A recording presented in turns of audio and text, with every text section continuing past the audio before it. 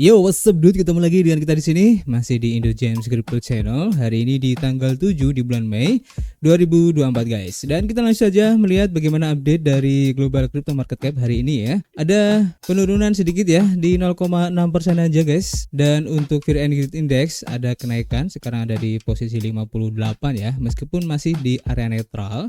Dan itu mengindikasikan tampaknya sekarang setelah kenaikan Bitcoin kemarin, para investor ini masih menunggu ya, kira-kira ada informasi apa yang bisa berefek terhadap Bitcoin itu sendiri guys. Dan tentu saja semua ini adalah efek kontribusi dari Bitcoin dan juga teman-teman ngopinya di sini ya. Kalau kita lihat dalam waktu 24 jam ke belakang ini, untuk Bitcoin bisa dibilang sideways meskipun ada penurunan ya. Kemarin di $64.000, sekarang di $63.800-an ya, ada penurunan. Dan begitu juga untuk Ethereum ada penurunan di 1,7%, kemudian untuk BNB masih sideways di 0,06%, perubahannya tidak terlalu signifikan ya. Tapi untuk Solana ada kenaikan di 7% ya, kemudian untuk SRP naik juga di 2%, dan beberapa altcoin kalau kita lihat di sini tampaknya tidak terlalu signifikan untuk perubahannya, dan rata-rata ada yang merah dan ada yang hijau ya. Kalian bisa cek sendiri untuk lebih jelasnya di sini guys. Kemudian selanjutnya kalau kita lihat dari perubahan yang terjadi di sini ya, untuk close candle di minggu kemarin sesuai dengan yang sudah kita prediksikan guys, dengan pola yang terbentuk adalah doji atau hanging man dengan ekor atau shadow yang cukup panjang ya. Dan biasanya seperti ini tuh efeknya akan ada kenaikan ya. Dan sebenarnya sudah terlihat ya pada permulaan minggu kemarin ya, atau di hari Senin kemarin ada kenaikan yang mencoba meretest di harga sekitar $65.000 tapi turun lagi ya. Dan kita akan tunggu kira-kira apa perubahan untuk hari ini ya, apakah akan naik lagi atau enggak guys. Jadi kita tunggu bersama, oke? Dan tentu saja kita sudah mengumpulkan beberapa informasi yang menarik ya. Yang pertama kita lansir dari harian Decrypt, diinformasikan di sini ya bahwa diskon dana Ethereum milik Grayscale ini tetap stabil di saat tenggat waktu untuk ETF ini sebentar lagi akan diumumkan guys ya. Jadi pada hari Jumat saham ETHE milik Grayscale ya yang diperdagangkan dengan diskon 22% relatif terhadap kepemilikan kripto Dana menurut data dari White Charts. Sejak 22 Maret diskon tersebut berkisar antara 21% dan 26%, melebar dari sedikitnya 8% pada awal bulan itu guys. Banyak analis dari pasar kripto ya telah menyatakan keraguannya bahwa ETF spot Ethereum akan disetujui di Amerika Serikat dalam jangka pendek. Dan kita akan segera mengetahuinya karena SEC akan diminta untuk menanggapi aplikasi awal untuk produk semacam itu dari manajer aset FunEgg pada tanggal 25 Mei nanti guys. Sementara itu untuk peluang persetujuan dari ETF spot Ethereum pada bulan Mei telah menurun ya dari 76% pada bulan Januari menjadi 6% saja pada hari Senin guys. Dan menurut pedagang di platform prediksi Polymarket, peluang tersebut tidak terbantu oleh pengungkapan pada bulan April bahwa SEC secara internal memandang Ethereum sebagai sekuritas guys. Peluang untuk persetujuan untuk ETF Bitcoin Spot pada awalnya didorong tahun lalu ya oleh kemenangan Grayscale di pengadilan atas SEC, dan hakim menemukan bahwa penolakan Grayscale sebelumnya oleh agensi itu sewenang-wenang dan berubah-ubah. Dan keputusan itu membuka jalan bagi serangkaian persetujuan ETF Bitcoin Spot pada bulan Januari, termasuk konversi Grayscale Bitcoin Trust-nya menjadi ETF Bitcoin ya. Nah ini menarik guys ya, jadi kita tunggu aja untuk akhir drama dari ETF ETH spot ini ya, khususnya di tanggal 25 Mei nanti, di mana FunEgg ini sudah jatuh tempo ya untuk keputusan yang harus diambil oleh SEC guys. Jadi kita pantau bareng-bareng guys. Kemudian selanjutnya masih berhubungan dengan SEC ya, di mana SEC ini menunda keputusan untuk ETF Ethereum dari Galaxy guys hingga Juli nanti. Jadi SEC telah menunda pengambilan keputusan atas permohonan Invesco Galaxy untuk ETF Ether dengan tenggat waktu berikutnya pada 5 Juli nanti. Dalam pengajuan pada tanggal 6 Mei, SEC memberikan waktu sekitar 60 hari lagi untuk membuat keputusan tentang ETF Galaxy dengan tenggat waktu berikutnya ditetapkan pada tanggal 5 Juli. Dan dalam beberapa bulan terakhir, SEC telah menunda keputusan atas aplikasi dari 8 calon penerbit ETF Ether termasuk BlackRock, Fidelity, Franklin Templeton, Hashdex, dan juga ARK21 Shares sesuai dengan ekspektasi para analis. Di mana tanggal 23 Mei adalah tenggat waktu terakhir untuk aplikasi Ether ETF dari FunEgg, dan satu-satunya tenggat waktu yang penting, kata analis ETF Bloomberg James Shepard dalam sebuah postingan pada tanggal 20 Maret kemarin guys ya. Dan terlepas dari semua konsensus dari analis ETF ini ya, pendukung Ethereum Anthony Sassano mengatakan bahwa dia tetap yakin bahwa regulator dapat menyetujui dana tersebut pada tenggat waktu terakhir untuk FunEgg.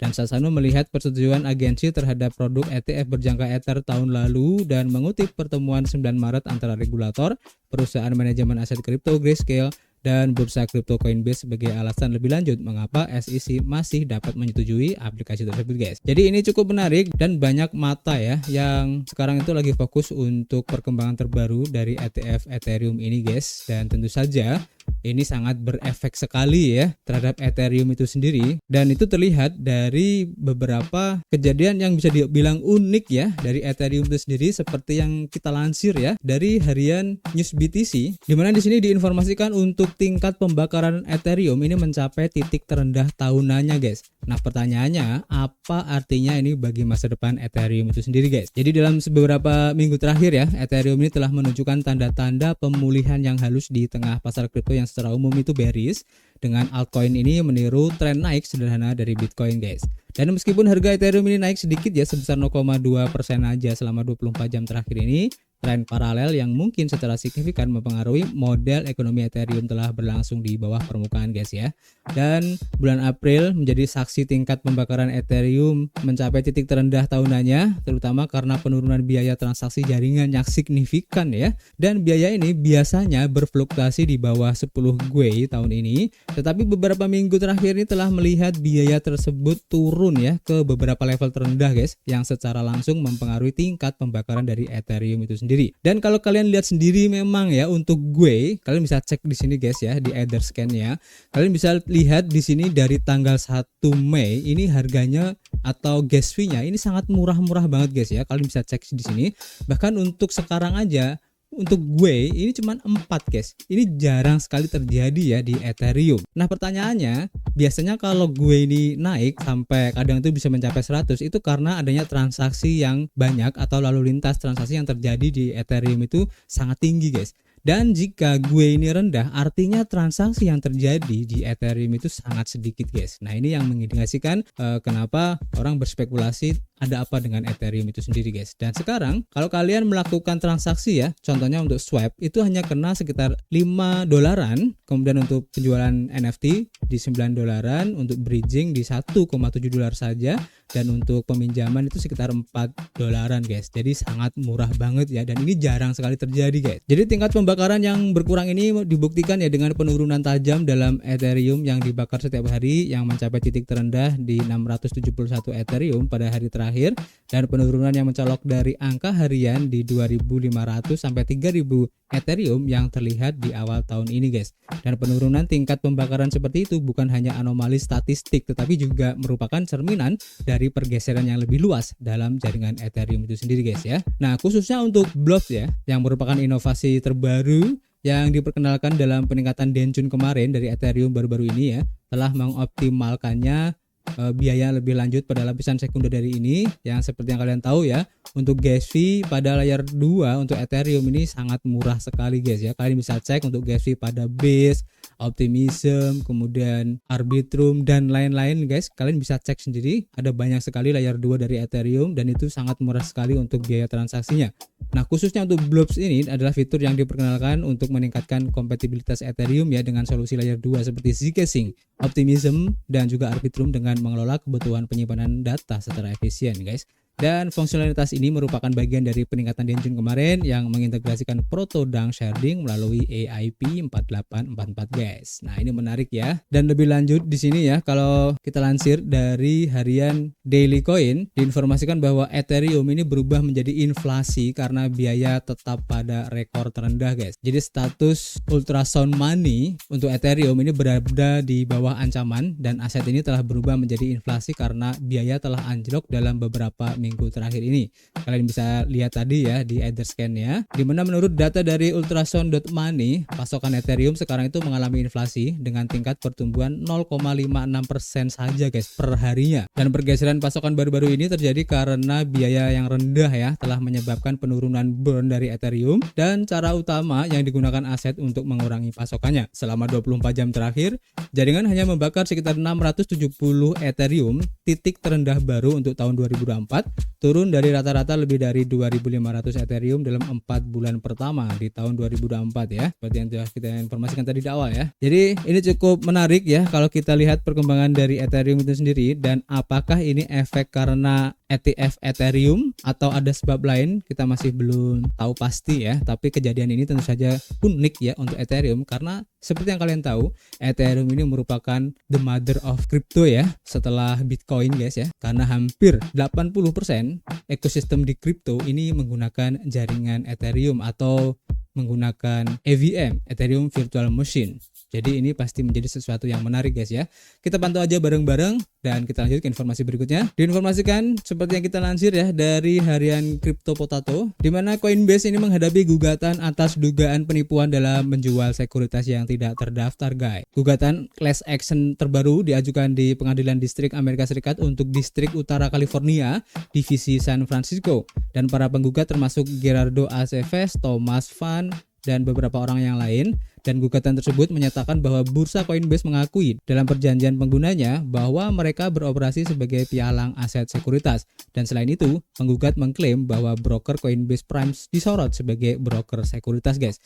Namun terlepas dari pengakuan ini ya, ia terus memberikan akses ke aset seperti Solana, Polygon, Near, Decentraland, Algorand, dan beberapa altcoin yang lain ya, yang diklaim oleh gugatan tersebut sebagai sekuritas yang tidak terdaftar. Dan para penggugat ini mengejar pembatalan total, ganti rugi menurut hukum negara bagian, dan putusan sela melalui persidangan juri guys. Gugatan baru-baru ini berbeda dari sengketa hukum Coinbase yang banyak dibahas dengan SEC ya, yang juga menimbulkan pertanyaan tentang apakah token yang ditawarkan di bursa harus dikategorikan sebagai sekuritas, dan khususnya perusahaan baru-baru ini mengajukan banding sela sebagai tanggapan atas putusan hakim yang mengizinkan kasus ini dilanjutkan guys. Jadi ini adalah kasus baru ya, berbeda dengan kasus SEC kemarin. Jadi kita harus lebih paham, jangan panik ya dengan kasus ini, dan kita lanjut aja nanti untuk update-nya seperti apa. Kalian stay tune dari sini ya. Dan informasi yang terakhir di sini guys, ada dari harian Cryptopolitan, diinformasikan di sini untuk jaringan Sui ini mengklarifikasi guys informasi tentang tokenomics-nya guys. Jadi anggota komunitas Sui dan penggemar kripto pada umumnya telah menyatakan beberapa tingkat ketidakpuasan mengenai tokenomics Sui Network, dan banyak yang berpikir bahwa formula distribusi token tidak jelas dan memungkinkan jaringan untuk beroperasi sebagai entitas berpusat, sesuatu yang sangat diwaspadai oleh komunitas kripto pada umumnya ya. Dan tim Sui Network kemudian turun ke Twitter untuk menjawab beberapa masalah yang diangkat oleh Justin Bones dan penggemar kripto yang berpikiran sama, yang secara terbuka menyatakan ketidakpuasan mereka tentang masalah ini. Dan upaya Sui Network untuk membuat klarifikasi disambut dengan serangkaian pertanyaan lain karena beberapa pengguna merasa Sui terlihat defensif dan tidak tulus guys. Seperti yang terlihat ya dari Twitter di sini, kalian bisa cek sendiri. Kemudian Sui Network meluruskan dari awal dengan mengatasi masalah seputar token yang terkunci, dan Sui Network dengan tegas menyatakan bahwa token yang terkunci dikunci oleh kustodian pihak ketiga dan tidak dapat dipindahkan. Token hanya akan dibuka seperti yang ditentukan dalam jadwal emisi tokenomics mereka. Dan di sini untuk foundationnya juga memberikan penjelasan ya lebih lanjut tentang hubungan antara pendiri Maeston Labs dan juga Sui Foundation, di mana Sui Network menyatakan bahwa para pendiri Maeston Labs tidak memiliki kendali atas perbendaharaan Sui Foundation, cadangan komunitas, subsidi saham, atau token apapun yang diperuntukkan bagi investor guys. Sui Foundation tampaknya adalah pemegang target token yang terkunci, dan token akan tetap terkunci sesuai rencana mengikuti rencana yang diberikan dalam jadwal emisi publik. Untuk memperjelas, Sui Network mengatakan bahwa token nantinya akan dibuka sesuai dengan jadwal yang telah ditetapkan dan digunakan untuk mendukung para pembangun, meningkatkan keamanan jaringan, dan memelihara ekosistem melalui program-program seperti hackathon, hibah pengembang, penelitian akademis, dan bug bounty di antaranya guys ya. Dan Sui Network ini menyatakan komitmennya terhadap transparansi dan melayani komunitasnya di tengah-tengah klaim bahwa rencana alokasi tokennya bisa dibilang sampah. Sebagian besar masalah yang diangkat berkisar pada token yang tidak teralokasi, yang menurut beberapa ahli dapat diakses sepenuhnya oleh tim Sui, menjadikan seluruh jaringan sebagai platform terpusat guys. Jadi memang ya kalau kalian melihat dari tokenomics Sui itu memang agak sedikit aneh ya, dan ini menjadi salah satu fokus yang banyak dipertanyakan ya oleh para pecinta kripto, dan ini juga menjadi salah satu yang perlu kita aware ya tentang Sui itu sendiri guys. Oke.